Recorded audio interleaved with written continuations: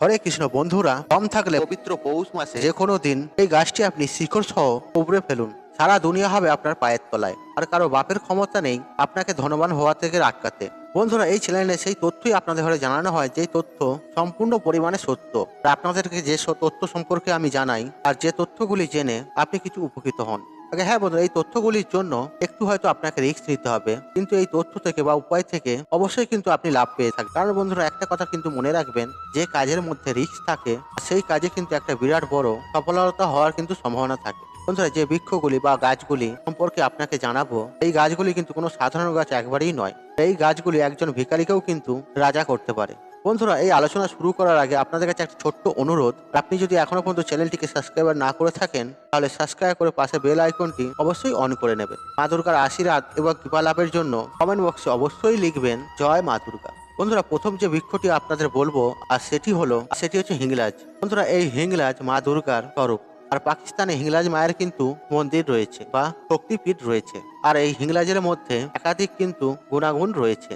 বন্ধুরা, এই যে হিংলাল গাছের শেকড় রয়েছে, এটি আপনি যে কোনো পুজো বলুন, সেই সময় যে প্রদীপ জ্বালানো হয়, আর সেই জ্বলন্ত প্রদীপের পাশে যদি এই গাছের শিকড় যদি রেখে দেন, অথবা আপনি যে কোনো সময় চান আপনি যে প্রদীপ জ্বালিয়েছেন সেই প্রদীপ যেন কোনো হাওয়াতে কোনোভাবেই নিভে না যায়, বা যে কোনো ভাবে সেই প্রদীপ যেন না নিভে যায়, আর তখন আপনি কি করবেন, এই গাছের যে মূল রয়েছে আর সেটি আপনি তার পাশে রেখে দেবেন। বন্ধুরা, একবার করে দেখুন না, আপনাকে খরচা তো করতে হবে না, আর করেই দেখুন চমৎকার হয় কি না হয়। আর দেখবেন তাতে যতই ঝড় বাতাস হোক না কেন, আর সেই প্রদীপ কিন্তু কোনো মতেই নিভবে না। বন্ধুরা, এমনটা মনে করা হয়, এই গাছের শিকড় আপনি যদি আপনার শত্রুকে একবার স্পর্শ করাতে পারেন, বা আপনার শত্রুর যে কোনো অংশে একবার যদি আপনি টাচ করাতে পারেন, আর সেই শত্রু কিন্তু আপনার নাশ হয়ে যাবে। দেখবেন সে গোলাপের মতো সেই শত্রু আপনার সাথে ব্যবহার করতে শুরু করবে। বন্ধুরা, আমি এটা কখনোই বলছি না আপনাদের আপনি তাকে গোলাম করার জন্য আপনি এই প্রয়োগটি করবেন। আপনি এই গাছের শিকড় নিয়ে এসে কোনো রূপোর তাবিজের মধ্যে হাতে পরবেন বা ধারণ করবেন। আর যদি সম্ভব হয় লাল কোনো কাঠ দিয়ে আপনি পড়তে পারেন। ছেলেরা ডান হাতে, মেয়েরা বাঁ হাতে। আপনার নবগ্রহ শনি, রাহু, কেতু, সূর্য, মঙ্গল সমস্ত গ্রহ আপনার পথে চলে আসবে। বন্ধুরা, এরপর যে দ্বিতীয় যে বৃক্ষটি রয়েছে সেটা সম্পর্কে আপনাকে জানিয়ে দিই। আর দ্বিতীয় যে বৃক্ষটি আর সেটি হচ্ছে অমরবেল। আগে হ্যাঁ বন্ধুরা, এই অমরবেলের গাছ কখনোই কিন্তু মরে না। বন্ধুরা, যারা এই অমরবেল নিজের কাছে রাখে তারা কিন্তু অমর হয়ে যায়। দেখুন বন্ধুরা, কলিযুগে তো অমর হওয়া সম্ভব নয়, তাদের আয়ু কিছুটা হলেও বেড়ে যায় কিন্তু। এবং তার সাথে সাথে আপনার অর্থ যদি প্রয়োজন পড়ে, সেই অর্থ আপনার কাছে কিন্তু খিচে চলে আসবে।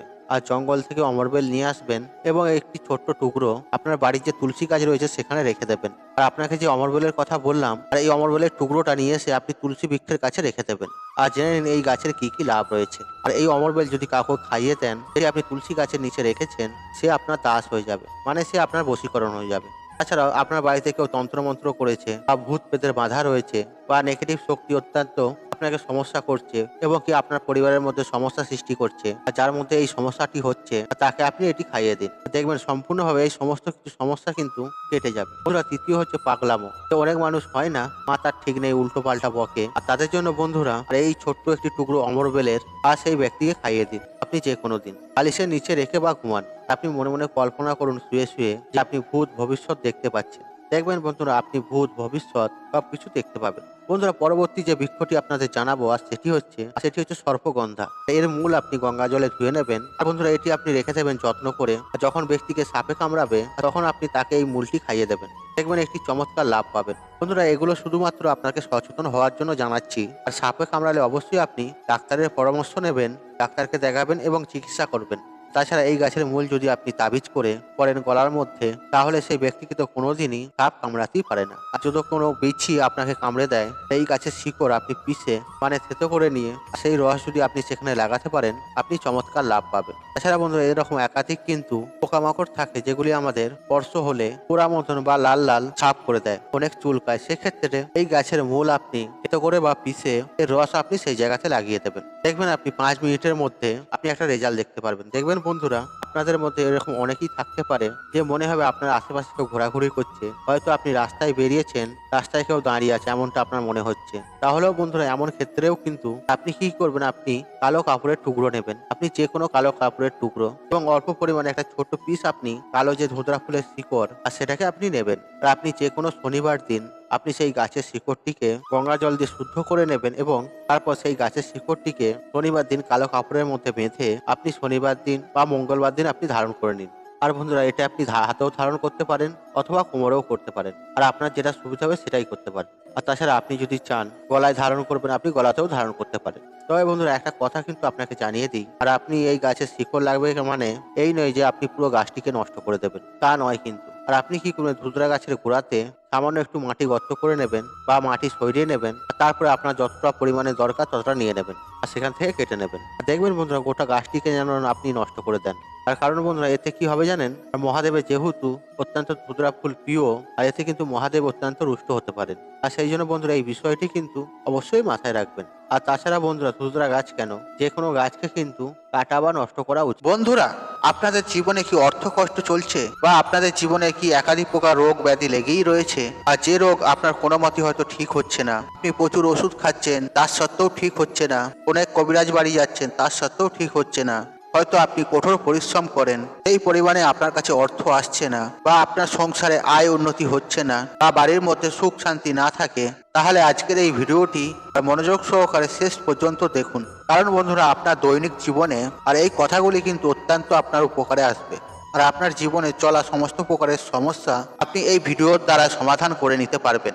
আর এই ভিডিওতে সেই তথ্য আপনাকে জানানো হবে যেটা আপনার দৈনন্দিন জীবনের জন্য জানা অত্যন্ত প্রয়োজন। তবে বন্ধুরা আলোচনা শুরু করার আগে আর আপনাদের কাছে একটা ছোট্ট অনুরোধ, আর আপনি যদি এই চ্যানেলটাকে এখনো পর্যন্ত সাবস্ক্রাইব করে না থাকেন তাহলে সাবস্ক্রাইব করে পাশে বেল আইকনটি অন রাখুন, আর ভিডিওতে একটি লাইক করে কমেন্টে ওম নমঃ শিবায় লিখে কমেন্ট অবশ্যই করুন। আর বন্ধুরা যেমনটি আপনি স্ক্রিনের মধ্যে দেখতে পাচ্ছেন, আর এই গাছটি আপনি কখনো না কখনো দেখে অবশ্যই থাকবেন। আর যারা গ্রাম অঞ্চলে থাকেন আর তারা তো অবশ্যই এই গাছটিকে দেখেছেন, এবং তারা হয়তো এই গাছটি তুলে ফেলেও দিয়েছেন। তবে বন্ধুরা সাবধান হয়ে যান, আর এই গাছটি আপনি খুব ভালো করে দেখুন, আর আজকের পরে এই ভুল কিন্তু আপনি কখনোই করবেন না। আগে হ্যাঁ বন্ধুরা আপনি একেবারে ঠিকই শুনেছেন, আপনি যদি এই গাছটির এবং এই গাছের গোড়ার আয়ুর্বেদের গুণ এবং তান্ত্রিক গুণ যদি আপনি জানেন, এই গাছ আপনি কখনোই উপড়ে ফেলবেন না। বন্ধুরা সর্বপ্রথমে আপনাদেরকে একটা কথা জানিয়ে রাখি, এই গাছটির মধ্যে ভগবান বিষ্ণু, ভগবান শনিদেব, ভগবান শিব বসবাস করে, এবং এই গাছের গোড়ার মধ্যে মা গঙ্গার আশীর্বাদ রয়েছে এবং মা গঙ্গা নিবাস করে। বন্ধুরা আপনি আপনার জীবনে দরিদ্রতা এই সমস্ত কিছু অর্থকষ্ট এসব সমস্যা থেকে আপনি এই গাছটির দ্বারা বেরিয়ে আসতে পারেন।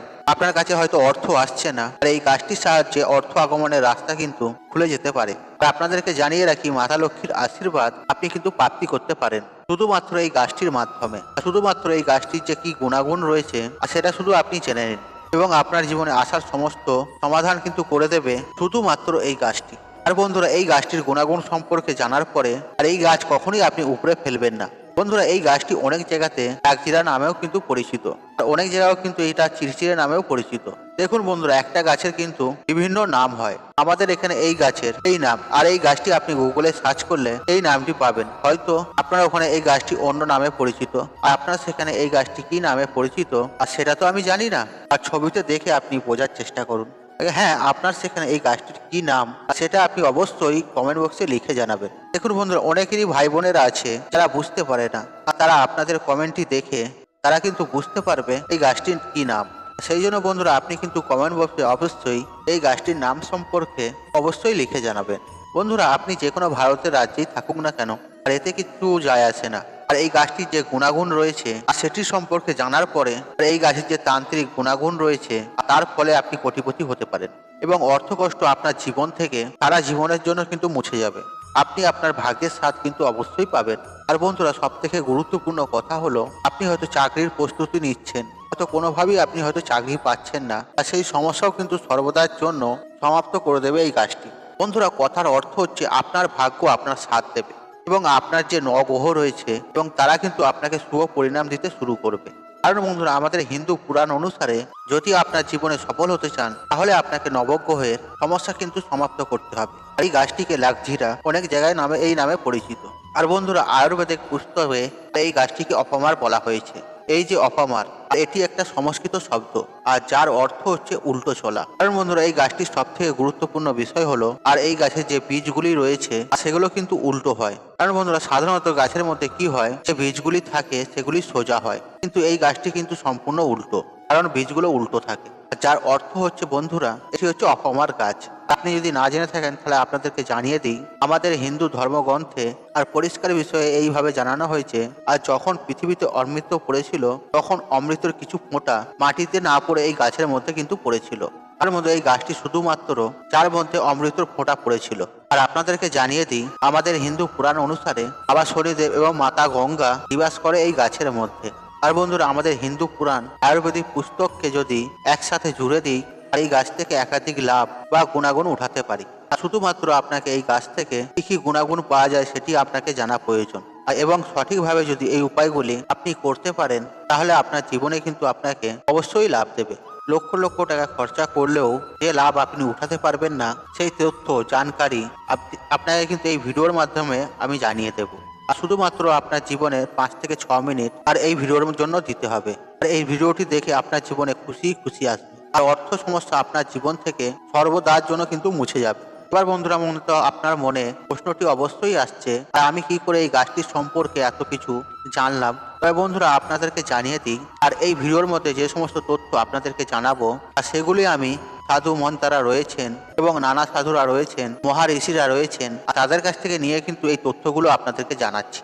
এবং আয়ুর্বেদে কিন্তু এই গাছ সম্পর্কে আমি অনেক কিছু পড়েছি এবং সমস্ত জ্ঞান একত্রিত করে এই তথ্যগুলো আপনাদের হয়ে দিচ্ছি। বন্ধুরা, আপনাদেরকে একটা কথা বলি, আর এই কথাটা শুনে হয়তো অনেকেই দুঃখও পাবেন। আমাদের ভারত মাতা সেই সমস্ত গাছগুলি জন্মায়, আর যেই গাছগুলিতে আমাদের আয়ুর্বেদে উচ্চ স্থান দেওয়া হয়েছে।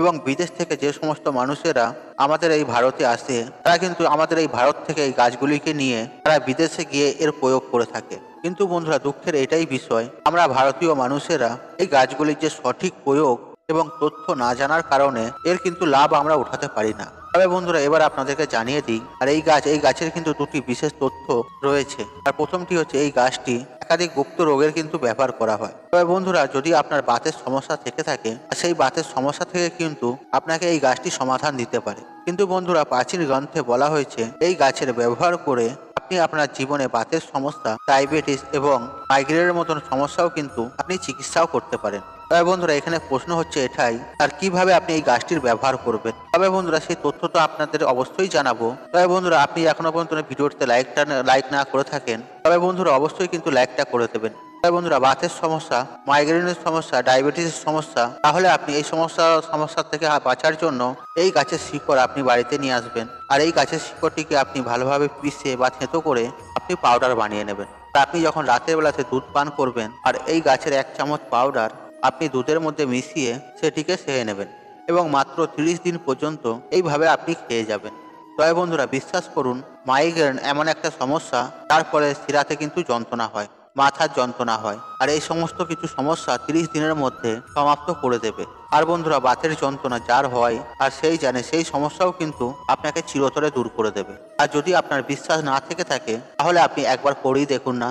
এবার বন্ধুরা, আপনাদেরকে জানিয়ে দিই এর যে তান্ত্রিক বিদ্যা রয়েছে বা তান্ত্রিক ক্রিয়া রয়েছে সেই সম্পর্কে। বন্ধুরা, যেমনটি আমি আপনাদেরকে প্রথমেই জানালাম, মাতা লক্ষ্মী, শনিদেব এবং ভগবান শিব এই গাছের মধ্যে নিবাস করে এবং তাদের আশীর্বাদ রয়েছে। এবং বন্ধুরা, অমৃত যেহেতু কিছু ফোঁটা এই গাছের মধ্যে পড়েছিল, আর সেই জন্য বন্ধুরা অত্যন্ত পরিশ্রম যদি করে থাকেন, কিন্তু বন্ধুরা সেই পরিশ্রম অনুযায়ী আপনি রেজাল্ট পাচ্ছেন না, ফলাফল পাচ্ছেন না, আপনি হয়তো ততটাই রোজগার করতে পারছেন না, আপনি হয়তো মোটেই স্যাটিসফাইড নয়, তাই বন্ধুরা আপনাকে কিচ্ছু করতে হবে না। আপনাকে যে তান্ত্রিক বিদ্যা সম্পর্কে আমি জানিয়ে দেব, মাত্র 15 দিন পর্যন্ত আপনি এটা করুন।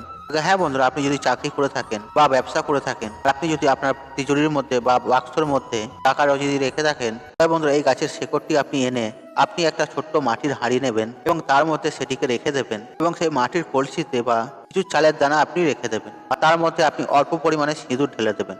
তারপর আপনাকে একটা মন্ত্রের জপ করতে হবে, ওং নমঃ শিবায়, ওং নমঃ শিবায়, ওং নমঃ শিবায়। বন্ধুরা, এই মন্ত্রটি আপনি 3 বার জপ করার পরে এই কলসটি আপনি সেই জায়গায় রেখে দেবেন, সেখানে আপনি টাকা পয়সা রাখেন, পয়সাপত্র রাখেন। 15 থেকে 20 দিন পর্যন্ত আপনি এইভাবে সেইটিকে রেখে দেবেন। দেখবেন আপনার জীবনে আপনি যেমন পরিশ্রম করছেন, ঠিক তেমনই তার থেকে বেশি পরিমাণে পর্যন্ত বেশি কিন্তু আপনি অর্থ উপার্জন করবেন, এবং যে অর্থ আসবে সেই অর্থ কিন্তু আপনি ধরেও রাখতে পারবেন। কারণ বন্ধুরা, এরকম অনেকেই আছে যারা অর্থ তো প্রচুর রোজগার করে কিন্তু টাকা রাখতে পারে না, কারণ তাদের উপরে কিন্তু মাতা লক্ষ্মীর কৃপা একদমই নেই। সেই জন্য বন্ধুরা, এই টোটকাটি যদি আপনি সঠিকভাবে করতে পারেন, মনে বিশ্বাস ও শ্রদ্ধা রেখে, তাহলে দেখবেন ভগবান শিব শঙ্কর ও মাতা লক্ষ্মী আশীর্বাদ কিন্তু সদা সর্বদাই আপনার উপরে থাকবে। বন্ধুরা, আশা করছি এই তথ্যগুলি আপনাদের ভালো লেগেছে।